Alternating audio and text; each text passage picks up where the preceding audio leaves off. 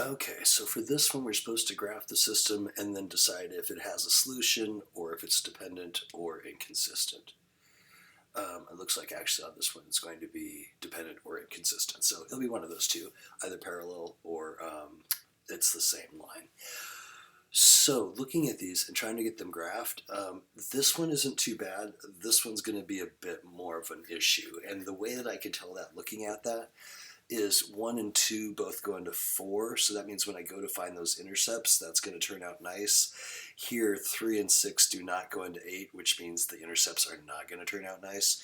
So I'm going to do these a little bit differently from one another just because I'm going to do them the easiest way that I have available to me. So for this first one, and having said that, you could solve this around for y, the same as I'm about to do here.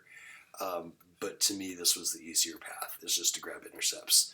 So if x is 0, that would be 0 minus 2y equals negative 4, and then we divide that negative 2 over, and we get y equals 2. Cool, that wasn't too hard. And then if y is 0, that whole term drops out, and you have x equals negative 4. So when y is 0, x is negative 4.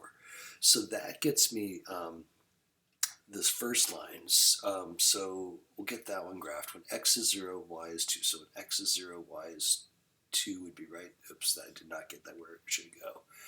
2. I'm going to use the mouse for that because I'm not good enough with that pen. There we go. And then when x is negative 4, 1, 2, 3, 4, y is 0. So there's my first line. And then this one is not as pleasant because here if I tried to do when x is 0, that's going to come out to 3/4. So when y is 0, that's going to come out to like negative 8/3 or something terrible. So the intercepts do not feel like a good way to do this one. So for this, I'm going to do more math. I'm going to get that y by itself and get it in slope-intercept form and then see if that gets me to somewhere better. So let's start by bringing that 3x over. So my goal is to get y equals, so I'm trying to get that one alone. So that's going to give me negative 6y equals negative 3x minus 8. And then we'll divide that negative 6 out everywhere. So negative 6, negative 6, and negative 6. So that cancels, and I got y equals 3 over 6, that's going to be, and they're both negative, so that's really positive, so that's positive 1/2 when I reduce x. And then that double negative again, so it makes another positive. And now that one is 4/3, so that's also a fairly terrible point to try to graph. Let's see, can I think of anything sneakier? No, I'm just gonna try it and see if I put it in, if it works.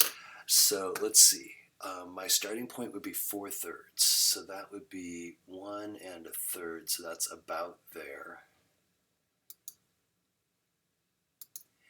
And then it's going to go over 2 and up 1 because that slope's 1/2. Let's see, that's what it should look like. Will it let me? Oh, I don't think it will let me submit it because I'm on your page. But that is what it should look like. I'm trying to see if there's any other better way to do this than what I did. There really isn't. That's kind of it. So hopefully it should take that. Let me know if it doesn't, and I will just go in and fix the credit. But in terms of getting it graphed, that's probably the best way to do the first one. And although this wasn't that great, that was probably the best way to do the second one.